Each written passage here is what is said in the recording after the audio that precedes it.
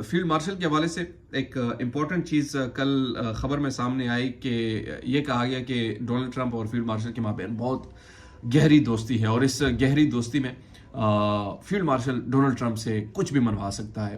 یعنی اگر field marshal کچھ بھی کہہ دے تو ڈونلڈ ٹرمپ مان جائے گا. اور اسی لیے اچھا پہلے اس کو سمجھنے کی ذرا کوشش کیجیے گا.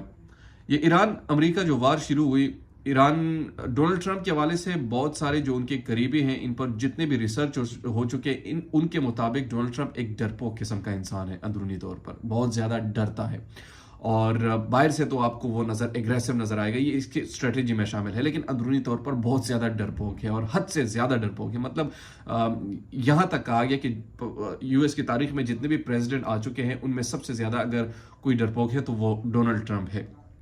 اب ڈونلڈ ٹرمپ کی سائیکی کو سمجھنے کی کوشش کیجیے گا.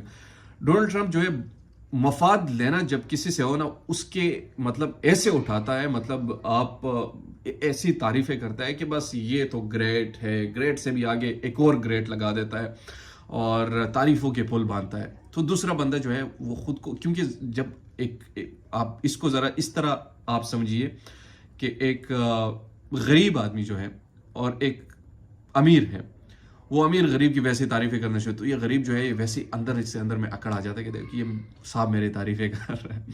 تو اسی طریقے سے ڈونلڈ ٹرمپ جب ان کی تعریفیں کرتے تو، یا کسی کی بھی تعریفیں کرتے، ضروری نہیں کہ ان کی کرتا ہو، کسی کی بھی کرتے، تو وہ سمجھتا ہے کہ یار سپر پاور ہماری تعریف کر رہے ہیں، ہماری تو واہ واہ ہو رہی ہے. تو ظاہر سی بات ہے انہوں نے تو اپنا مقصد نکالنا ہوتا ہے.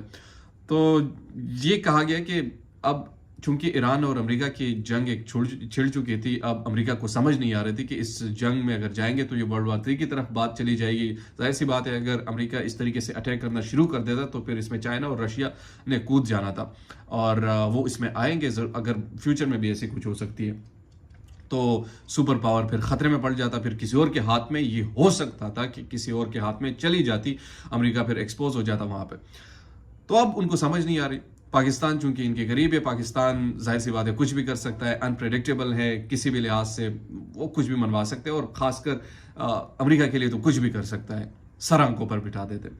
تو انہوں نے یہ سوچا ہوگا کہ جناب چلو ان سے بات کر لیتے ہیں. انہوں نے کچھ تعریفیں کرنا شروع کی، اور پھر یہاں پر شہباز شریف اور جنرل عاصم منیر کی پرتیاں لگنی شروع ہو گئی، ایران کو منانا شروع ہو گئے، کسی طریقے سے وہ مان گئے، ایک بیٹھک ہو گئی، واہ واہ ہونی شروع ہو گئی. تو اس کے بعد سے اب پھر سے کل جب انہوں نے اعلان کیا کہ جناب ہم اس وقت تک جنگ بندی کریں گے جب تک اس میں توسیع نہیں ہوتی، جب تک یہ ہماری ڈیل نہیں ہو جاتی. اس کا مطلب ہی یہی ہے کہ جب مطلب ڈیل کے لیے 2 سال بعد ہو، 3 سال بعد ہو، 4 سال، اس وقت جنگ نہیں کریں گے، آرام سے بیٹھیں گے.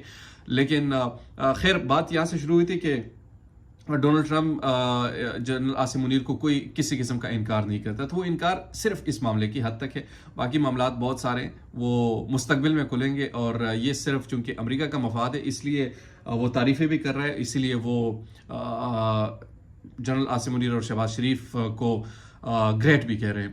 تو جب یہ چیز ختم ہو جائے گی پھر ڈونلڈ ٹرمپ جو ہے یوں بھی نہیں کرتا. دیجیے نعمان خان کو اجازت. اللہ نے